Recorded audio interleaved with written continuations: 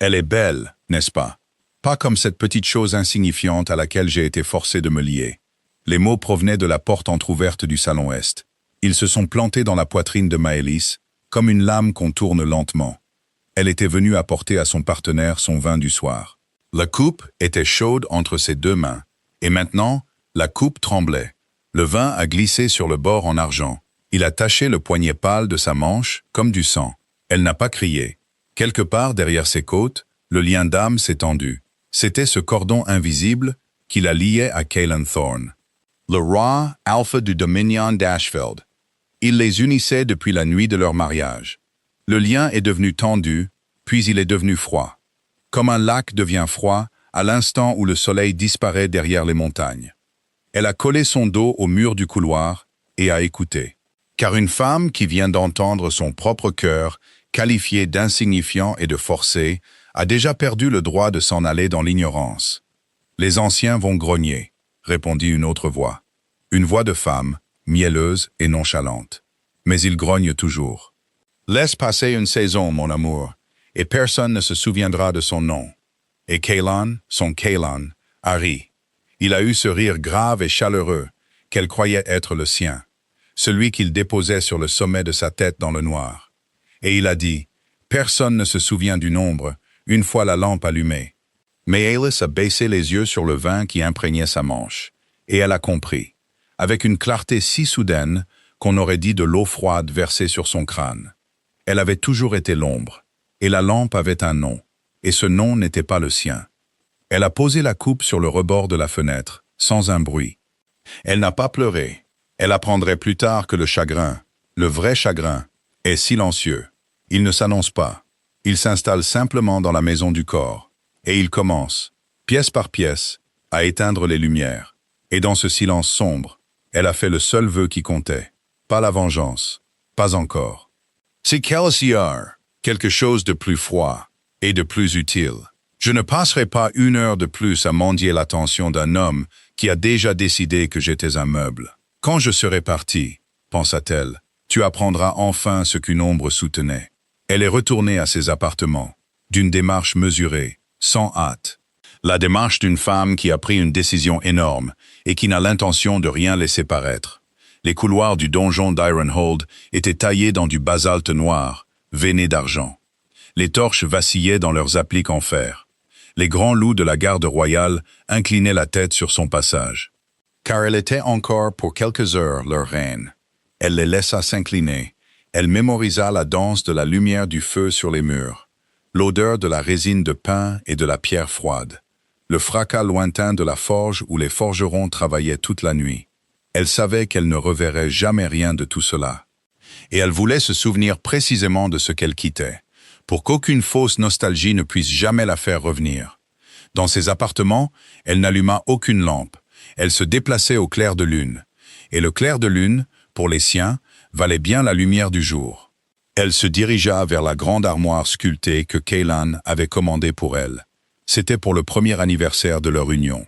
Une armoire haute comme 2 hommes, incrustée de lunes en nacre. Elle l'ouvrit pour en sortir la simple cape de voyage qu'elle possédait encore. Un souvenir de sa vie d'avant la couronne.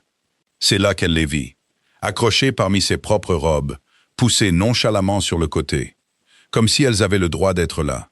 3 robes qui n'étaient pas les siennes. De la soie couleur rouge artérielle, une robe bleu nuit cousue de minuscules perles, une robe de chambre crème et or. Elle portait encore l'odeur d'un parfum qu'elle ne mettait pas, du jasmin et de l'ambre broyé. C'était l'odeur qu'elle avait sentie, elle le réalisait maintenant, sur le col de Cailan depuis des semaines. Elle s'était dit que c'était de l'encens de la salle du conseil. Donc, ce n'était pas nouveau. C'est ce détail qui l'a achevé. La petite obscénité domestique. Les vêtements d'une autre femme, suspendus dans son propre placard, dans sa propre maison. Arrangés avec l'assurance d'une femme à qui l'on a dit que l'espace serait bientôt le sien. Cela signifiait que tout avait été décidé il y a longtemps. Cela signifiait que pendant que Maëlys se levait avant l'aube pour examiner les registres des greniers, des registres qu'il ne prenait pas la peine de lire, pendant qu'elle veillait les louveteaux fiévreux de la frontière, et apportait de ses propres mains du bouillon à leurs mères effrayées. Pendant qu'elle négociait la fragile trêve sur le grain avec les clans de la rivière, une trêve qui nourrissait son peuple durant les hivers sombres. Lui, il mesurait une autre femme pour sa couronne. Elle a tendu la main et a touché la soie rouge. Elle était fraîche, chère et complètement étrangère. Et elle a senti la dernière chose chaude en elle s'éteindre, pour devenir complètement sombre. Elle n'a pas arraché les robes. Elle ne les a pas lacérées, même si ses griffes la démangeaient de le faire. Au lieu de ça, elle a souri. Ce n'était pas un sourire agréable. Et elle a pensé, « Vous m'avez montré exactement le peu de temps qu'il me reste. » Merci. Elle a décroché sa simple cape grise. Elle a laissé la rouge, la bleue et la crème là où elles étaient, parce qu'elles n'étaient pas à elle. Parce que les laisser était un message en soi. Et parce qu'une femme qui ne prend rien ne peut jamais être accusée d'avoir pris quoi que ce soit. Puis elle s'est assise à son bureau dans le noir. Et elle a commencé, méthodiquement, à orchestrer sa propre disparition de l'intérieur. Et si sa main a tremblé une seule fois, en signant son nom, personne de vivant ne l'a jamais vue. Il croyait qu'elle ne possédait rien en propre. Et cette croyance fut la première pierre du mur qu'ils avaient construit, sans même savoir qu'ils le construisaient. Pendant 3 ans, Maëlys avait joué le rôle de l'épouse reconnaissante, la fille de guérisseur, de basse naissance, élevée au-dessus de son rang, la femme qui devait tout au caprice généreux du roi Alpha. Elle les avait laissés croire qu'elle était sans défense, car l'impuissance la rendait invisible. Et l'invisibilité, elle l'avait appris jeune, est ce qui se rapproche le plus d'une armure pour une personne sans pouvoir. Mais Maëlys n'avait jamais été sans défense. Elle avait été prudente. Il y a une différence, et Caitlin Thorne passerait le reste de sa vie à l'apprendre. Il y a 3 ans, au 2e mois de son mariage, elle avait entendu 2 des épouses aînées rire de la dernière reine, celle d'avant elle, celle qui avait déplu à la couronne. Elle avait été discrètement mise de côté, avec rien d'autre que les vêtements qu'elle portait, et un aller simple en calèche pour un village frontalier, où elle était morte dans l'année. Maëlys était retournée dans ses appartements cette nuit-là, et elle avait compris, avec le pragmatisme froid qui avait nourri sa famille pendant 3 hivers de famine. Une reine sans ressources propres n'est pas du tout une reine. C'est une décoration que l'on peut jeter. Alors, elle avait commencé patiemment à construire un plancher sous ses pieds. Un plancher que personne ne pouvait voir. Elle l'avait fait grâce au registre. Caitlin méprisait les comptes. Il les jugeait indignes d'un alpha. Il croyait que l'or apparaissait parce que le Dominion était fort, et qu'il disparaissait parce que les scribes étaient des voleurs. Il avait donc confié tout l'appareil complexe du trésor royal à sa petite épouse, intelligente et inoffensive, comme un homme tend son manteau à un serviteur. Elle l'avait accepté avec gratitude, et en 3 ans, avec la lenteur d'un glacier et l'invisibilité de la poussière, elle avait appris à connaître chaque artère et chaque veine par où coulait la richesse du royaume. Elle a appris quels domaines extérieurs payaient leurs dîmes en retard et lesquels ne payaient jamais. Elle a appris que les grandes mines de fer du Nord, le vrai moteur de la puissance d'Ashfell, étaient louées sous une charte si ancienne et si négligemment rédigée que la propriété réelle des droits miniers n'avait jamais été formellement transférée à la couronne après la dernière conquête. Elle a appris qu'une guérisseuse nommée Wren, des clans de la rivière, la cousine de sa propre mère, détenait une dette impayée vieille de plusieurs décennies contre la maison royale, pour des médicaments fournis pendant les années de peste. Une dette qui, discrètement, avait produit des intérêts, pour atteindre une somme capable d'acheter une petite province. Et elle a appris, chose la plus utile de toutes, à déplacer l'argent, comme l'eau se déplace à travers le calcaire, invisiblement, patiemment, vers le bas, jusqu'à ce qu'il s'accumule là où vous le voulez. Elle n'avait jamais volé une seule pièce. Elle était bien trop intelligente pour le vol. Ce qu'elle avait fait à la place, c'était d'arranger les obligations légitimes du royaume, pour que les dettes de la couronne transitent par un réseau de sociétés écrans, d'intermédiaires de clans et de transactions honnêtement enregistrées. Vers des comptes qui, en fin de compte, ne répondaient discrètement qu'à elle. Cette nuit-là, elle a écrit 3 lettres. La première était pour Wren. Elle était très courte. Elle contenait une seule instruction et une phrase dans l'ancienne langue de la rivière qui signifiait « Le toit s'effondre, viens à la porte convenue ». La deuxième était pour une femme nommée Ottoline, l'ancienne lingère du donjon. Elle avait lavé le linge royal pendant 40 ans. Elle avait vu 4 reines aller et venir. Et elle avait été, à sa manière silencieuse, la seule créature d'Ironhold à avoir jamais traité Maëlys avec une simple gentillesse humaine. Lui apportant des pierres chaudes pour ses pieds en hiver, et ne s'inclinant jamais plus profondément que ne l'exigeait l'affection. La troisième lettre, elle ne l'a pas envoyée. Elle l'a laissée sur son oreiller, à côté de sa couronne, à côté de la grande bague du lien d'âme, en or blanc, noir et fer, qui allait si bien à son doigt. La lettre disait seulement « Je te libère d'un devoir que tu avais déjà abandonné. Garde la couronne. Elle a toujours été plus lourde pour moi que pour toi. Elle le laisserait la trouver le matin, et y lire toute la blessure qu'il aurait besoin d'y lire. » Puis elle a retiré la bague. C'était plus difficile qu'elle ne le pensait. Le métal semblait s'accrocher à sa peau, et quand elle s'est enfin libérée, le cordon fantôme du lien s'est rompu complètement. Elle a eu le souffle coupé et s'est agrippée au bord du bureau. Car la rupture d'un lien d'âme n'est pas une métaphore. C'est une vraie blessure, dans un vrai endroit à l'intérieur de la poitrine, un endroit qui n'a de nom dans aucune langue humaine. Et pendant un long moment, elle ne pouvait plus respirer, ne pouvait plus voir. Elle ne sentait que le froid immense qui s'engouffrait pour remplir l'espace où il avait été. Puis c'est passé comme une vague passe, laissant le rivage plus dur et plus net qu'auparavant. Et elle s'est redressée. Elle s'est essuyé le visage du dos de la main. Et elle était, pour la première fois en 3 ans, entièrement elle-même, entièrement seule, et entièrement libre. Ottoline est venue la chercher 1 heure avant l'aube. La vieille femme n'a rien dit. Elle a seulement pressé un paquet dans ses mains, du pain et du fromage à pâte dure, une fiole bouchée d'alcool de montagne et une bourse de pièces de cuivre honnêtes. Le genre qu'on ne peut pas tracer, le genre qu'une lingère économise pendant 40 ans. Je les ai entendus dans la cour de séchage, murmura Ottoline, sa voix comme des feuilles sèches. La parfumée et ses femmes. Elle mesurait la salle du trône pour de nouvelles bannières. Dans tes couleurs, qui ne sont plus les tiennes. Maëlys a hoché la tête. Elle se doutait que l'ambition était si grande. Vous saviez, dit-elle, et ce n'était pas une accusation. Je lave les draps de cette maison depuis avant que ce roi garçon ne sache marcher, dit Ottoline. Et je reconnais la pourriture quand je la sens dans le linge. Va, mon enfant, va avant le soleil. Une fois le soleil levé, ils t'attendront à la cour du matin. Et une reine qui manque est une reine qui est chassée. Elle a pris le visage de Maëlys entre ses 2 mains gercées. Des mains qui avaient frotté le sang, le vin et pire encore du tissu royal pendant 4 décennies. Et elle a dit la dernière chose gentille que quiconque à Ironhold lui dirait. Tu as été la seule d'entre elles à m'avoir jamais regardé dans les yeux. Quoi que tu deviennes là dehors, deviens-le pleinement. N'ose pas revenir diminuer. Et Malice, qui n'avait pas pleuré quand son cœur avait été qualifié d'insignifiant, pleura maintenant. Une fois, brièvement.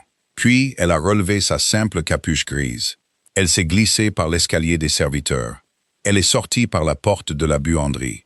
Passant devant les gardes endormis dans l'obscurité bleue d'avant l'aube, et les grandes portes du donjon d'Ironhold se sont refermées derrière elle sans un bruit. Aucune cloche n'a sonné, aucun loup n'a hurlé, et le roi Alpha dormait, à côté de la femme empruntée, dans le parfum emprunté. Totalement inconscient que la véritable fondation de sa maison venait de sortir dans le froid, et qu'elle avait emporté le mur porteur avec elle. 6 mois plus tard, dans la cité portuaire libre de Marovgrad, là où les montagnes rencontraient la mer, et où aucun décret royal n'était incontesté. Il y avait une femme que les marchands appelaient la reine des registres. Pourtant, aucun d'eux ne savait qu'elle avait un jour porté une couronne. Son nom, leur disait-elle, était Mara Vane. Elle était apparue au printemps, avec une somme modeste de capitaux intraçables, un esprit comme un piège d'acier, et un instinct étrange, presque surnaturel, pour savoir quelles entreprises maritimes couleraient et lesquelles s'envoleraient. Et elle avait transformé cette modeste somme, grâce à une série de prêts, de droits de sauvetage et de dettes discrètement acquises, en quelque chose qui n'était plus du tout modeste. Les marchands ne l'aimaient pas, exactement, car l'amour n'est pas l'émotion qu'inspire une compétence intelligente et impitoyable. Mais ils lui faisaient confiance, ce qui, à Marovgrad, valait bien plus, et il la craignait un peu, ce qui valait encore plus. Elle ne trichait jamais. C'est ce qui les déstabilisait. Elle n'en avait jamais besoin. Elle comprenait simplement la vraie forme de la valeur, plus clairement que n'importe qui d'autre. Et elle attendait. Toujours. Elle attendait avec une patience qui ressemblait moins à une vertu qu'à une force de la nature. Jusqu'à ce que la forme du monde se plie pour correspondre à ce qu'elle avait toujours su. Elle n'était pas seule. Cela aussi surprenait les marchands, qui avaient supposé qu'une femme aussi formidable devait être une vieille fille de glace. Son partenaire au comptoir était un homme large, buriné et silencieux, nommé Corban H. Un ancien capitaine de navire. Il avait perdu un bateau et une fortune à cause d'un assureur véreux, et il avait échoué dans la rue des Balances avec rien d'autre qu'un talent pour lire les visages des hommes, et un sens têtu et profond de l'équité. Il était venu voir Mara Vane pour demander un prêt. Et elle, au lieu de lui prêter de l'argent, lui avait offert un partenariat.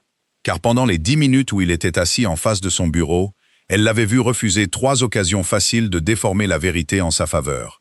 Et elle avait appris à la dure, dans un donjon de pierre noire, à quel point cela était rare et précieux. Il la respectait comme un marin respecte la mer. Sans sentiment et sans limite. Il se fichait qu'elle vienne de nulle part. Il ne posait pas de questions sur la fine cicatrice de chagrin qu'elle portait derrière les yeux. Il la jugeait entièrement sur la qualité de son travail et la droiture de sa parole. Et c'était, pensait parfois Maëlys, dans le silence éclairé par la lampe, après la fermeture des registres, la première fois de toute sa vie qu'un homme l'estimait pour ce qu'elle pouvait faire, plutôt que pour la commodité avec laquelle on pouvait la posséder. Ils n'étaient pas amants, pas encore, mais quelque chose grandissait entre eux. Lent, réel et sans contrainte. Quelque chose construit sur le terrain solide de l'utilité mutuelle et du respect honnête. Et c'était si différent de la chose fiévreuse, inégale et dévorante qu'elle avait ressentie pour Ceylan, qu'elle ne la reconnaissait parfois même pas comme appartenant à la même famille de sentiments. Les nouvelles du Nord arrivaient à Marovgrad comme toutes les nouvelles arrivent dans un port, sur la langue des marins et dans les marges des manifestes de cargaison. Et Maëlys les lisait comme un médecin lit une courbe de fièvre, sans passion, minutieusement, avec une certitude intime grandissante. Le dominion d'Ashfeld avait des problèmes. La trêve sur le grain avec les clans de la rivière s'était effondrée dans les 2 mois suivant son départ, car Ceylan avait envoyé un capitaine de guerre fanfaron pour la renégocier. Le capitaine avait insulté les maires de clan, et les maires avaient fermé les greniers.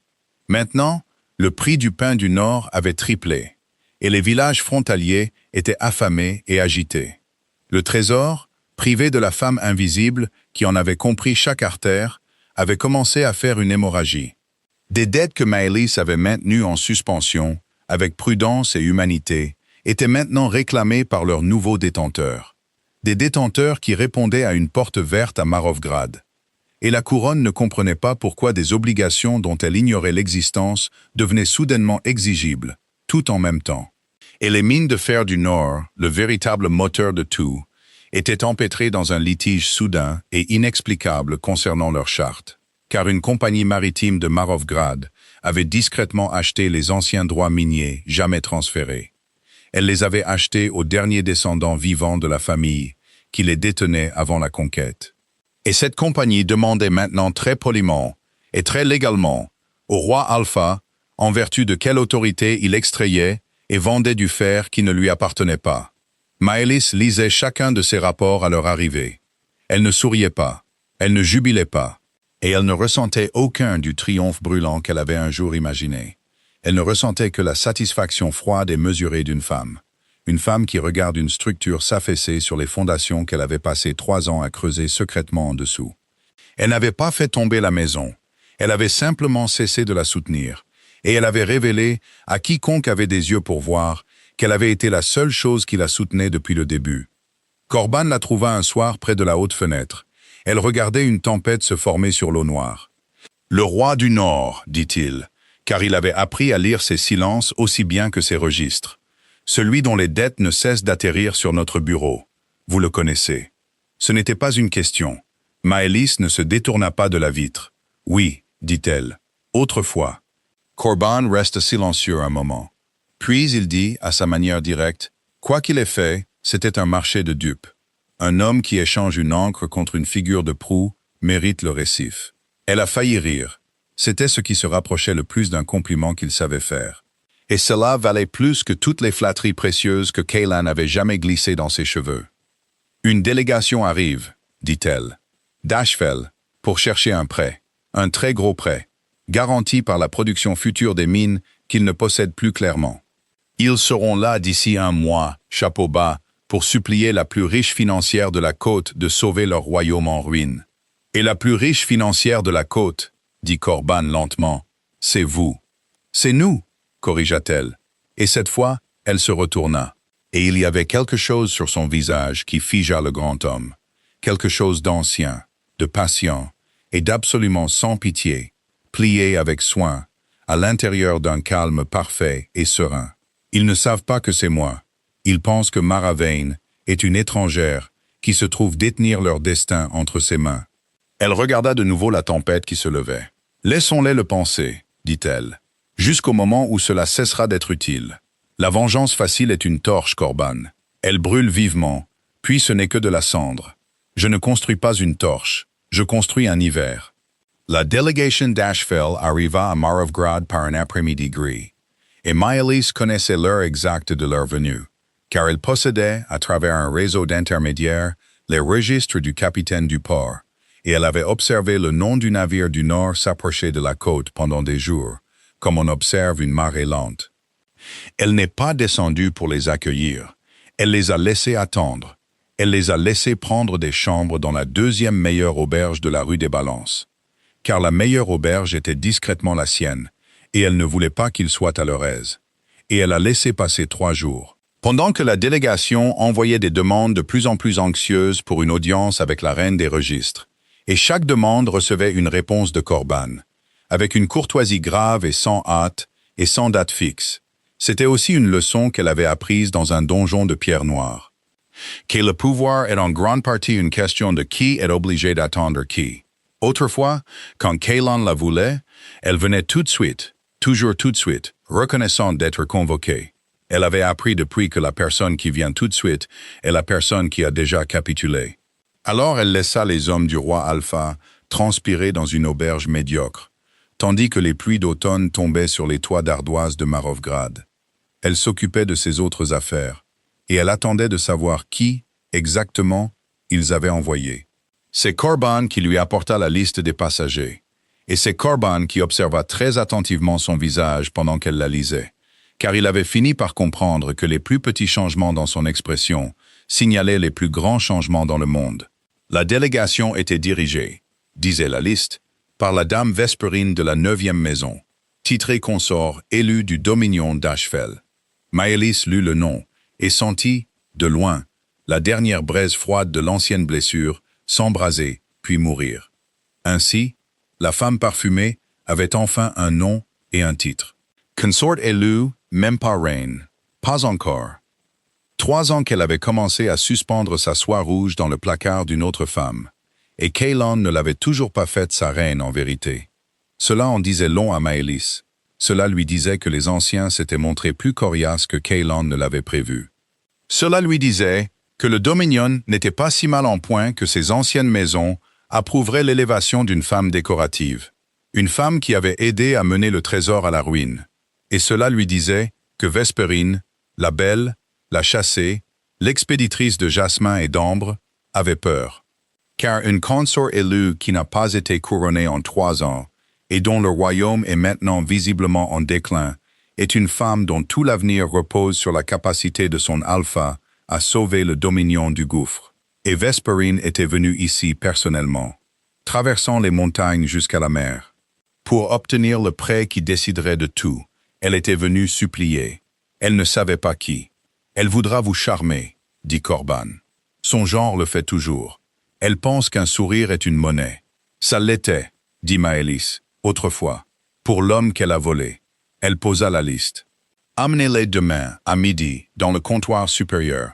Et Corban, quand vous les annoncerez, n'utilisez que mon nom de travail. Mara Vane. Rien d'autre. Je veux la regarder me voir et ne rien voir du tout. Cette nuit-là, Maëlys ne dormit pas bien, et elle était assez honnête avec elle-même pour savoir pourquoi. Ce n'était pas la peur, ni l'ancien chagrin, qui s'était consumé en cendres propres des mois auparavant. C'était la connaissance étrange et vertigineuse que demain, elle serait assise en face de la femme qui avait porté le rire de son partenaire, qui avait suspendu de la soie dans sa garde-robe, et mesuré la salle du trône pour de nouvelles bannières, et que cette femme ne la reconnaîtrait pas. Elle la regarderait sans la voir. Elle essaierait de la charmer, de la flatter, et de la gérer comme on gère une étrangère utile. Et elle, Maëlys, devrait rester assise derrière son masque serein de Maravain. Ressentir tout cela, et ne rien laisser paraître, c'était le test le plus difficile. Pas le test de l'endurance à la cruauté qu'elle avait passé il y a longtemps, mais le test de détenir un pouvoir absolu sur la personne qui lui avait fait du tort, et de choisir délibérément l'hiver lent et patient plutôt que la torche brillante et facile. Elle se leva avant l'aube, comme toujours, et elle s'habilla avec grand soin, pas avec des parures, mais avec le vêtement sévère et immaculé, couleur charbon, que Marovgrad connaissait comme l'uniforme de la reine des registres. Elle attacha ses cheveux simplement en arrière, et elle se regarda dans le miroir un long moment. Insignifiante, l'avait appelée Kaylan. Pas comme elle. Elle regarda la femme insignifiante dans le miroir. La femme insignifiante qui tenait maintenant le destin d'un royaume dans la paume de sa main. Et elle faillit sourire. Puis elle descendit au comptoir supérieur pour attendre la femme qui lui avait volé sa vie, et pour découvrir si cette vie valait autant qu'elle l'avait toujours secrètement et fièrement cru. Elles arrivèrent à midi, et Maëlys les entendit dans l'escalier avant de les voir. Le claquement de talons chers sur le vieux bois. Le frou-frou de jupe qui avait été emballé pour un triomphe, et qui était maintenant porté pour une supplication. Le murmure bas et anxieux des deux assistantes qui suivaient. Elle était assise dos à la haute fenêtre, de sorte que la lumière grise de la mer tombait sur ses épaules et laissait son visage dans une ombre douce. Une vieille ruse, la ruse de l'interrogateur, et elle ne se leva pas quand la porte verte s'ouvrit. La voix de Corban, profonde et égale. Maîtresse Maravain, la délégation du dominion d'Ashfeld, la dame Vespérine, consort élu. Et puis la femme elle-même entra dans la pièce. Et Maëlys la regarda pour la première fois, en chair et en os. La femme dont elle avait senti le parfum sur le col de son mari, pendant des semaines, en se disant que c'était de l'encens. Et la première chose qu'elle ressentit, à sa propre légère surprise, fut de la pitié.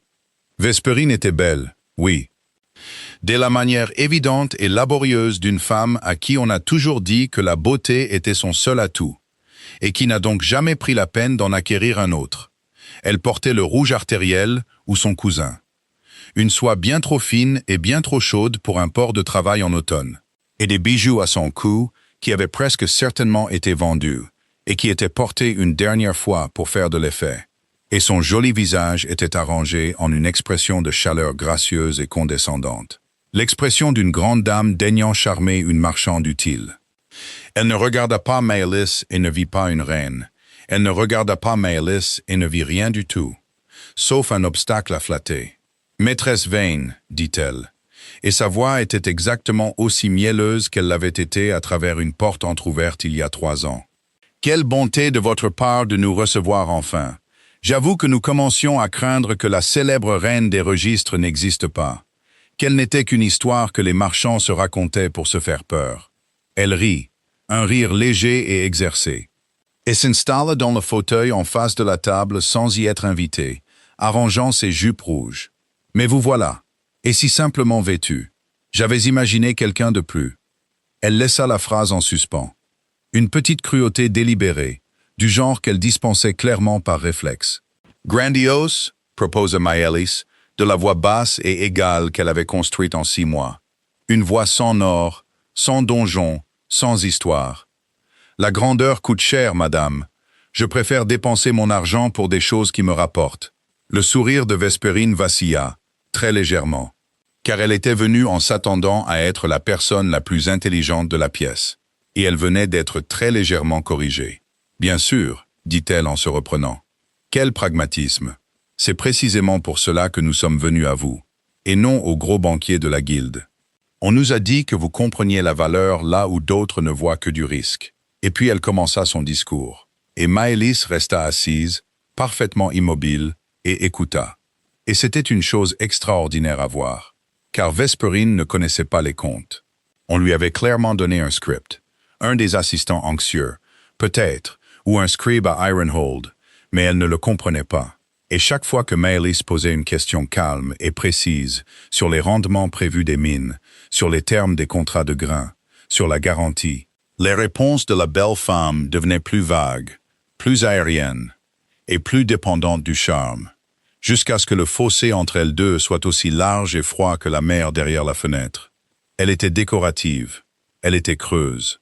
On lui avait confié la gestion d'une crise qu'elle ne pouvait même pas décrire. Parce que l'homme qui l'aimait n'avait jamais compris que la femme qu'il avait rejetée faisait exactement cela. Discrètement, brillamment, invisiblement, depuis 3 ans. Et il avait supposé que n'importe quelle belle femme pouvait simplement prendre sa place. Maëlys regarda Vespérine s'embourber. Elle sentit la dernière parcelle de l'ancienne blessure se refermer complètement, proprement, ne laissant même pas une cicatrice. Car on ne peut pas pleurer d'être remplacé par quelqu'un, une fois qu'on a vu de ses propres yeux qu'on n'a pas été remplacé du tout. On a simplement été retiré. Et rien n'a été mis à sa place. Et la maison a commencé à s'effondrer. Donc, vous voyez, conclut Vespérine, n'ayant dit presque rien de substantiel en beaucoup de jolis mots. Avec le soutien d'une maison aussi respectée que la vôtre, le Dominion surmontera cette petite turbulence. Et le roi Alpha sera des plus généreux dans sa gratitude, des plus généreux. Un financier qui rend ce service à la couronne peut s'attendre à la faveur royale, des chartes commerciales, un siège au Conseil du Nord. Elle se pencha en avant, et le jasmin et l'ambre traversèrent la table. Maëlys ne tressaillit pas à l'odeur qui lui avait autrefois brisé le cœur, car elle n'avait plus aucun pouvoir sur elle. Le roi récompense la loyauté, dit Vespérine. Et il fallut tout ce que Maëlys avait, absolument tout, pour ne pas éclater de rire. À cette phrase particulière, sortie de cette bouche particulière. Au lieu de cela, elle croisa les mains sur le registre devant elle, et laissa un silence s'installer.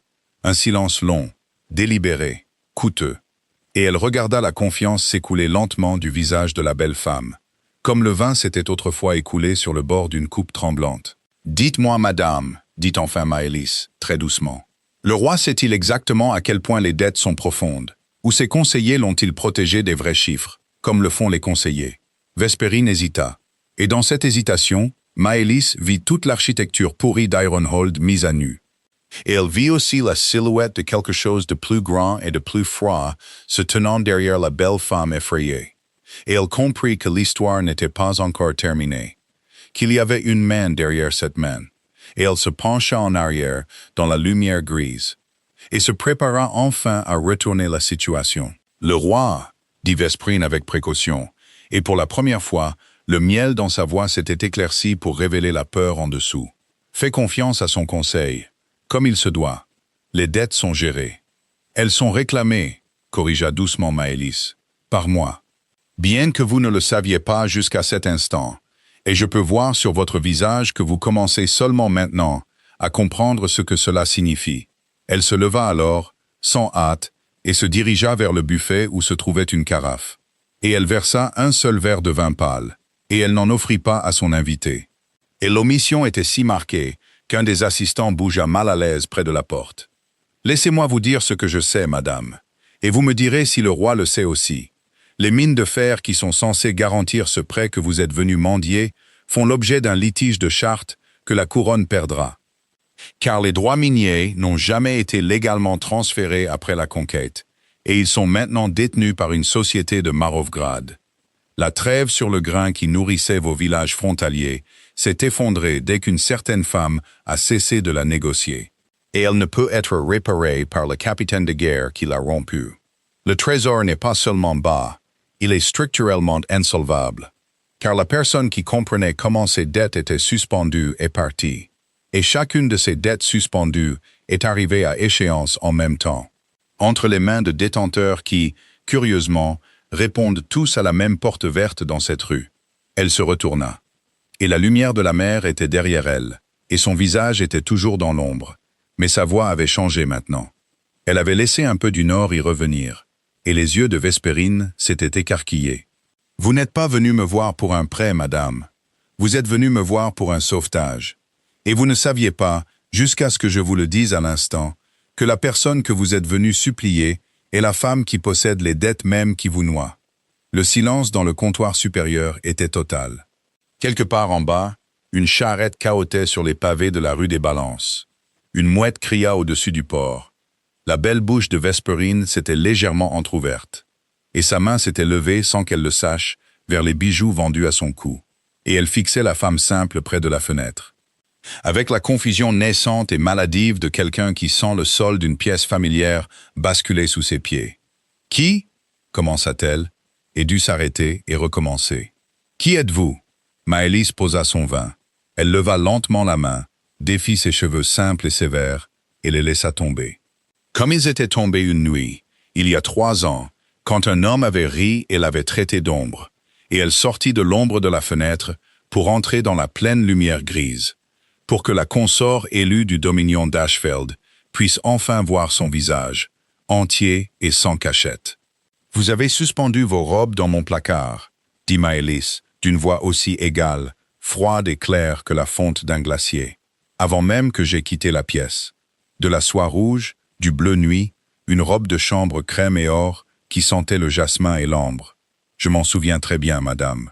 Je les ai laissées exactement où vous les aviez accrochées, parce qu'elles n'étaient jamais à moi, tout comme la couronne, en fin de compte, n'a jamais été à moi. Elle regarda la reconnaissance déferler sur le visage de Vesperine comme une vague se brisant sur un rocher. Elle regarda les beaux traits se tordre d'incrédulité, d'horreur et d'un éclair de l'ancien mépris. Puis finalement, de peur brute et nue. Et Maëlys ne ressentit rien d'autre que la satisfaction propre et froide d'une dette inscrite avec précision dans un registre. « Vous, » murmura Vesperine, « vous êtes morte. »« Le carrosse de la frontière, » ont-ils dit. « Le roi a dit que vous étiez parti dans les villages, que j'étais commodément morte, comme le font les épouses incommodes, » dit Maëlys. « Non, j'ai fait ce que vos prédécesseurs, trop brisés, n'ont pas pu faire. Je n'ai rien pris de ce qu'il m'a donné. Et j'ai construit quelque chose qu'il ne pourra jamais prendre. Mon nom est Maëlys. Autrefois, j'étais reine du dominion d'Ashfeld. Maintenant, je suis la femme qui tient sa gorge entre ses 2 mains. Et vous avez fait un très long chemin et porté vos derniers bijoux pour vous placer entièrement à ma merci. » Vesperine se leva, si vite que sa chaise grinça, et faillit basculer. Les assistants près de la porte se tendirent. Et pendant un instant, l'ancienne fureur traversa la peur. La fureur réflexe d'une femme habituée à commander. « Vous vous oubliez, » siffla-t-elle. « Vous êtes une marchande, une scribe parvenue qui joue au pouvoir. Quand le roi apprendra que vous êtes vivante, quand il apprendra ce que vous avez fait à son royaume par dépit jaloux, il va faire quoi ?» demanda Maëlys, sans élever la voix, et c'est ce qui rendait la chose terrible. Marcher avec une armée à travers les montagnes en hiver, vers une ville libre où son autorité ne s'applique pas, pour attaquer la seule financière qui aurait pu le sauver, à cause de dettes qui sont entièrement légales et entièrement miennes? Il suppliera, madame, comme vous suppliez maintenant. Bien que vous soyez trop fière pour avoir encore remarqué que c'est ce que vous faites. Elle laissa cela en suspens. Vous avez appelé ça du dépit jaloux. Ce n'est pas du dépit. Le dépit est bruyant, chaud et stupide. Ceci est un registre, équilibré à la pièce près. Je n'ai pas pris une seule chose qui était à lui. Je n'ai pas volé. Je n'ai pas menti. J'ai simplement cessé de soutenir une maison qui avait décidé que j'étais une ombre. Et j'ai laissé le monde découvrir, tout seul, en son temps, exactement quel poids cette ombre portait. Elle s'approcha maintenant, assez près pour sentir le jasmin et l'ambre qui ne signifiaient plus rien. Assez près pour que Vesperine, plus grande, plus jeune et vêtue de rouge, recule involontairement. « Asseyez-vous, » dit Maëlys doucement. « Vous vouliez une reine qui comprenne la valeur. Asseyez-vous, et je vous apprendrai ce que les choses valent vraiment. » Vesperine s'assit. Elle s'assit parce qu'il n'y avait rien d'autre à faire, parce que les murs de son monde venaient de s'effondrer, révélant qu'elle se tenait au bord d'un précipice. Et Maëlys retourna, sans hâte, à son propre fauteuil derrière les registres. Les grands livres qui étaient les véritables sièges du pouvoir dans le nouveau monde qu'elle s'était construit. « Voici ce qui va se passer, dit-elle. Je sais déjà que vous n'avez pas orchestré cela seule. Une femme qui ne peut répondre à une seule question sur la garantie qu'elle a voyagé 1 mois pour offrir n'a pas conçu ce plan. Quelqu'un vous a envoyé, quelqu'un qui a compris que le Dominion était en train de s'effondrer et qui a vu dans son échec une opportunité. Quelqu'un qui a murmuré à l'oreille du roi qu'une belle consort serait un ornement pour un règne fort, sachant pertinemment que le règne n'était pas fort, qu'il se vidait de sa substance. Que retirer la seule main compétente du trésor hâterait un effondrement qui laisserait tout le dominion mûr pour la prise. Vous n'êtes pas l'architecte de la ruine d'Ashfel, madame. Vous en êtes l'instrument, comme je commence à soupçonner que je l'ai été aussi. Elle observa le visage de Vesperine, et elle vit le tressaillement. Le minuscule frémissement trahissant au mot « quelqu'un vous a envoyé », et elle sut qu'elle avait touché un point sensible. « Dites-moi son nom, dit Maëlys doucement, et je déciderai si vous coulez avec le navire, ou si vous êtes autorisé à nager vers un rivage plus froid, plus pauvre, mais plus sûr. Refusez, et je réclamerai le reste des dettes d'ici la fin de la semaine. Le Dominion tombera avant la première neige, et vous tomberez avec lui. Et personne, madame, absolument personne ne se souviendra de votre nom. » Pendant un long moment, Vesperine ne dit rien. Imélez laissa le silence faire son travail, comme elle laissait tout faire son travail, patiemment, sans chaleur. Puis le sang-froid de la belle femme se brisa d'un coup, comme de la glace se brise. Et ce qui en sortit ne fut pas l'intrigante mielleuse, mais une jeune femme effrayée et dépassée, qui avait misé toute sa vie sur l'affection d'un homme, et qui voyait tout s'effondrer. « Son nom est Seigneur Sabreth, dit-elle, très bas. Sabreth des clans de la rivière. Il est venu voir le roi il y a 2 ans, après l'ancienne trêve, offrant l'amitié, offrant des mariages, m'offrant moi. Il a dit au roi que lier une beauté des clans de la rivière à la couronne scellerait la paix et plairait aux anciens. Et il m'a dit, en privé, que Caelan Thorne était un roi faible, soutenu par une épouse intelligente, et que si l'épouse était retirée, le roi s'appuierait sur sa nouvelle consort. Et à travers la consort, sur les amis qu'il la lui avait donnés. Je ne comprenais pas alors que vous retirez briserait tout. Sa voix se brisa. Je pensais que vous n'étiez rien. Il m'a dit que vous n'étiez rien. Tout le monde disait. Le roi disait. Le roi disait que j'étais une ombre. Termina Maëlys sans cruauté. Oui, je l'ai entendu le dire. C'est ainsi que toute cette histoire a commencé. Elle se rassit. Alors voilà, la main supérieure, le véritable architecte. Un seigneur des clans de la rivière, jouant un jeu plus long que le roi, que la consort, que quiconque à Ironhold ne l'avait deviné. Utilisant le mépris d'un alpha stupide pour sa propre femme afin de vider un royaume de l'intérieur. Et Maëlys, qui avait été écarté comme le pion de ce plan, était parti, et s'était faite, sans le savoir, la seule force capable de le déjouer. L'ironie était si vaste et si pure qu'elle l'admirait presque. « Seigneur Sabreth, dit-elle, il a aussi orchestré l'effondrement de la trêve, j'imagine. Il s'est assuré que le capitaine de guerre qui a insulté les maires de clan soit choisi. Il voulait la frontière affamée et en colère. La faim est l'arme la moins chère qui soit. » Vesperine hocha la tête, misérable. Il contrôle le grain maintenant. Les clans qui ont fermé leur grenier lui obéissent. Il a l'intention de marcher sur Ironhold au printemps, en sauveur, pour nourrir les villages affamés et prendre la couronne à un roi trop faible pour la tenir. Et je devais attendre à l'intérieur des murs pour ouvrir la porte. Elle leva les yeux, et ils étaient humides. Et pour la première fois, elle ressemblait moins à une rivale qu'à ce qu'elle était, une jeune fille utilisée et effrayée. « Je ne voulais pas que ça aille si loin. Je voulais seulement être une reine. » Maëlys la contempla un long moment, et à cet instant, elle sentit toute la forme de la fin du jeu s'assembler dans son esprit, complète et élégante, comme la réponse à une longue colonne de chiffres s'assemble lorsque le dernier nombre est enfin placé. Elle était entrée dans cette pièce avec l'intention d'un règlement de compte privé et patient, avec la femme et l'homme qui lui avaient fait du tort. Elle en sortait avec une guerre à gagner, un royaume dont le sort était à décider, et un choix qui était soudainement plus grand que sa propre blessure. Elle pouvait tout laisser brûler. Elle pouvait réclamer les dettes, laisser Sabreth prendre Ironhold, et se tenir sur cette côte et regarder le donjon de pierre noire, où on l'avait traité d'ombre, passer aux mains d'un prédateur plus froid et plus malin. Et cela ne lui coûterait rien. Et elle serait, au sens strict, vengée.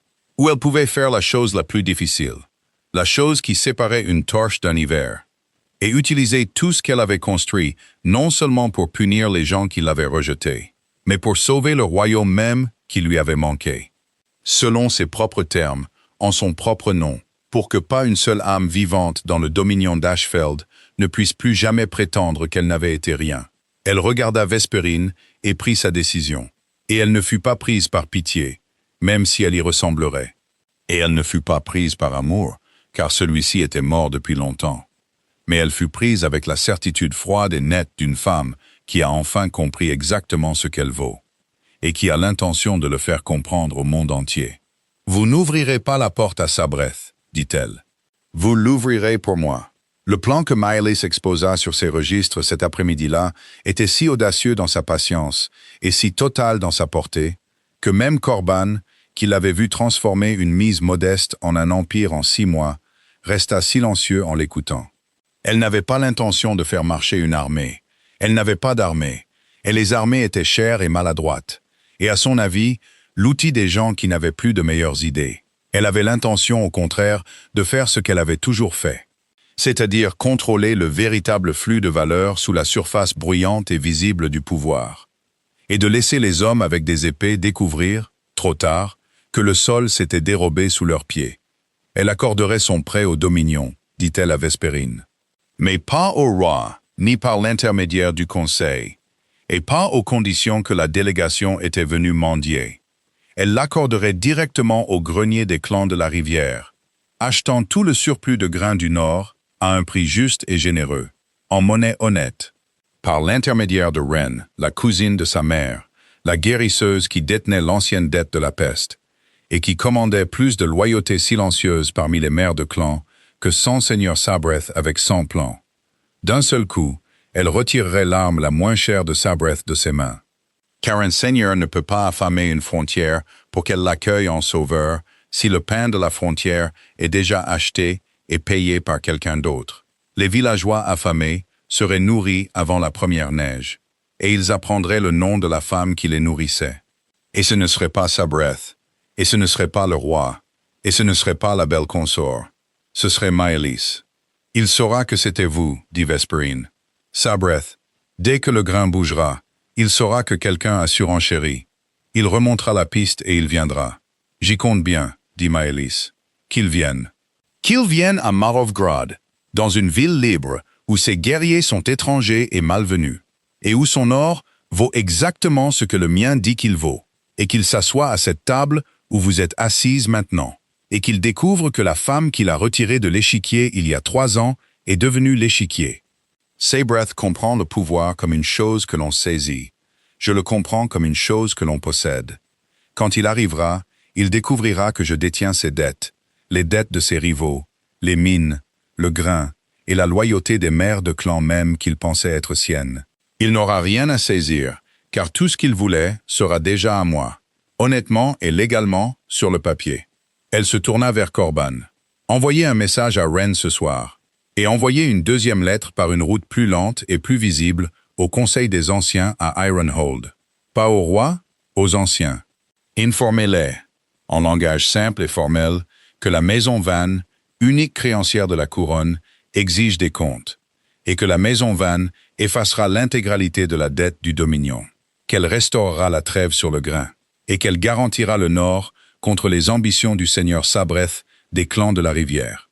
À une seule condition, elle laissa la pause s'étirer. Que le roi Alpha se présente ici en personne pour signer les termes. Pas un envoyé, pas une consort. Le roi, dans le comptoir de la rue des Balances, chapeau bas.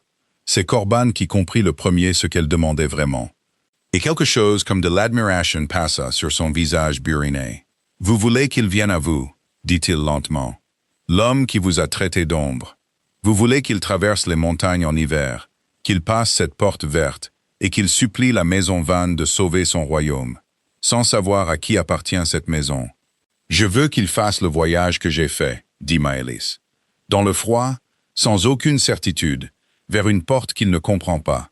Et je veux qu'il entre dans cette pièce et voie une femme simple qu'il ne reconnaît pas au début, et qu'il essaye de lui commander comme il a commandé tout le monde toute sa vie.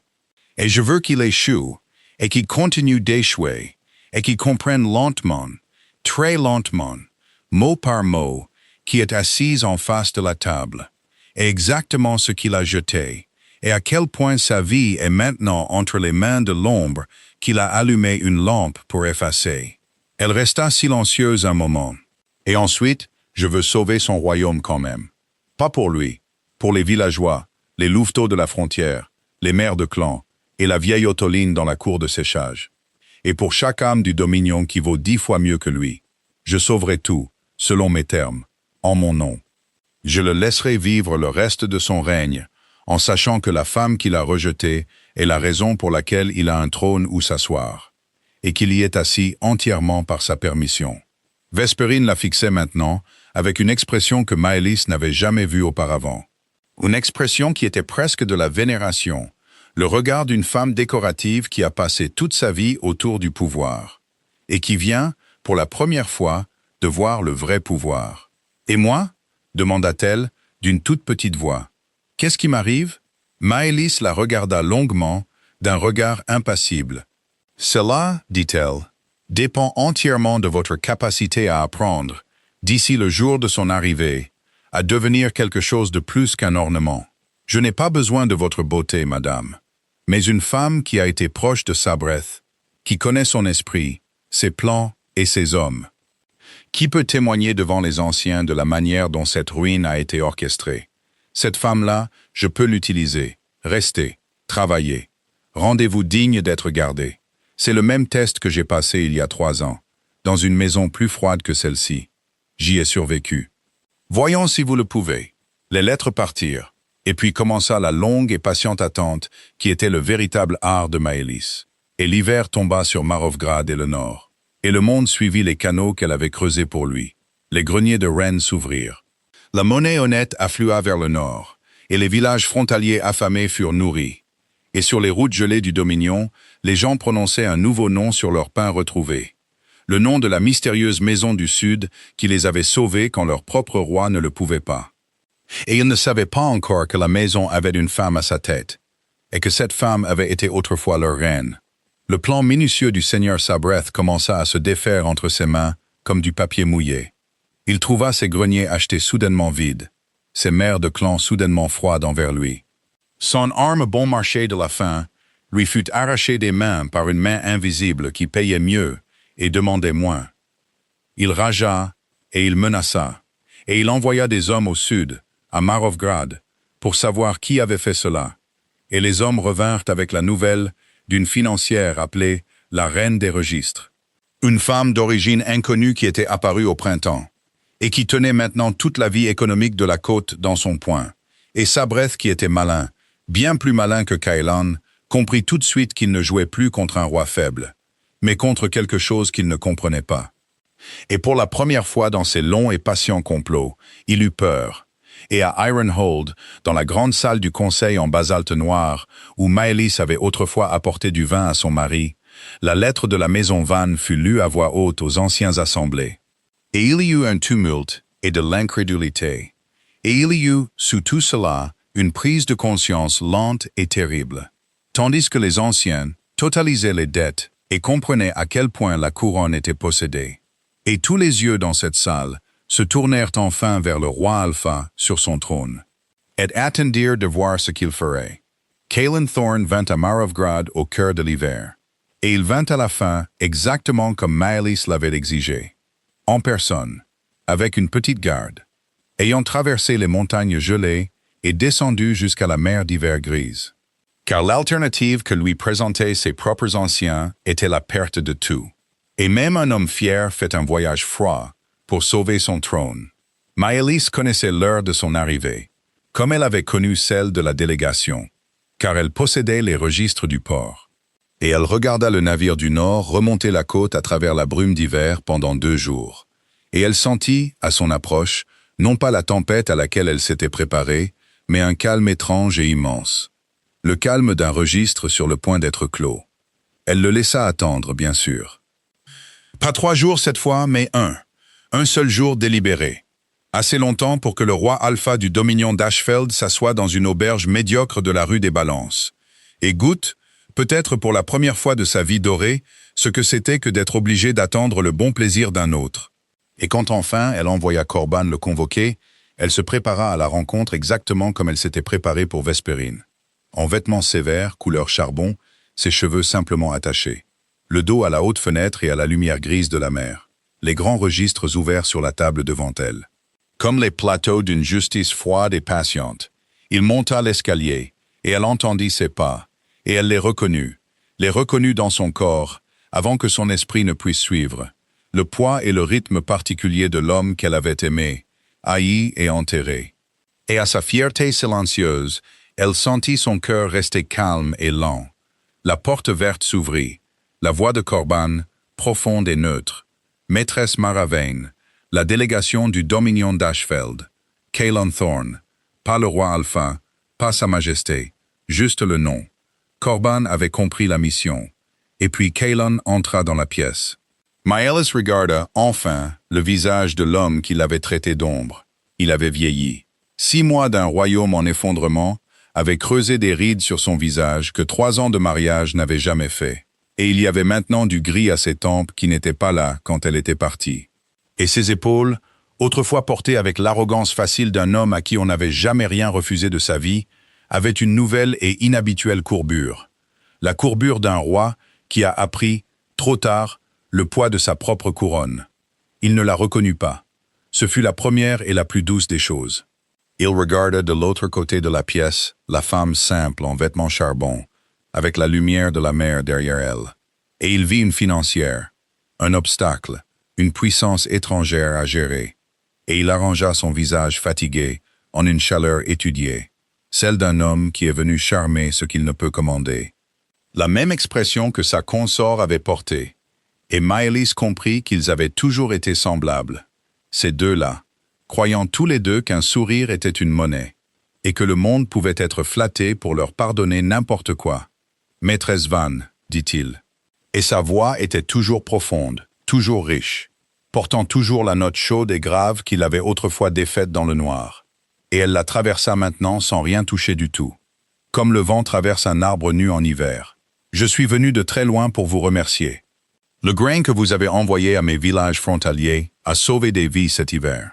Quelles que soient les conditions de votre prêt, sachez que le Dominion d'Ashfeld n'oublie pas ses amis. » Il recourait à l'ancien mécanisme, le mécanisme d'un roi dispensant des faveurs. Essayons de recadrer une supplication en un cadeau qu'il recevait gracieusement. Et Maelis le laissa finir, et laissa le silence s'installer.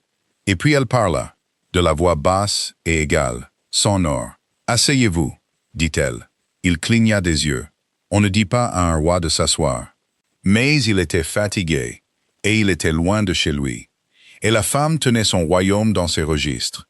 Alors, après un moment d'hésitation, il s'assit, dans le même fauteuil où Vesperine s'était assise.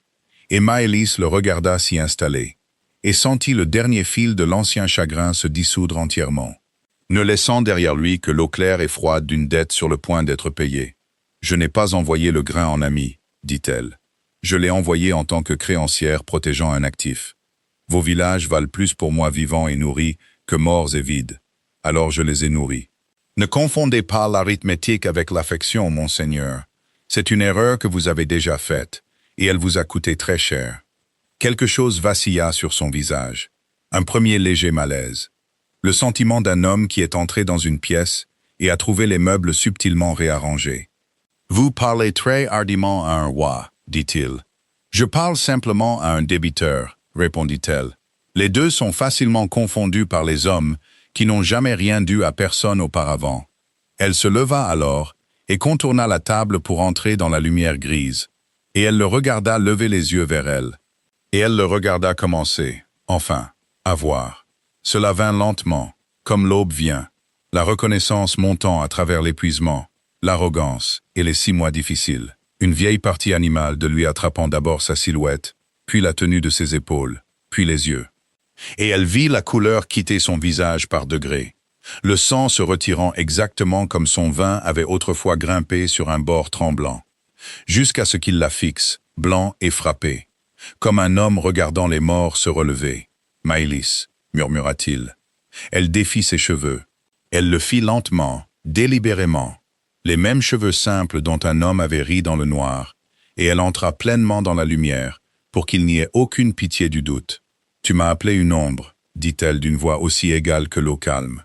Tu as dit que personne ne se souvient du nombre une fois la lampe allumée.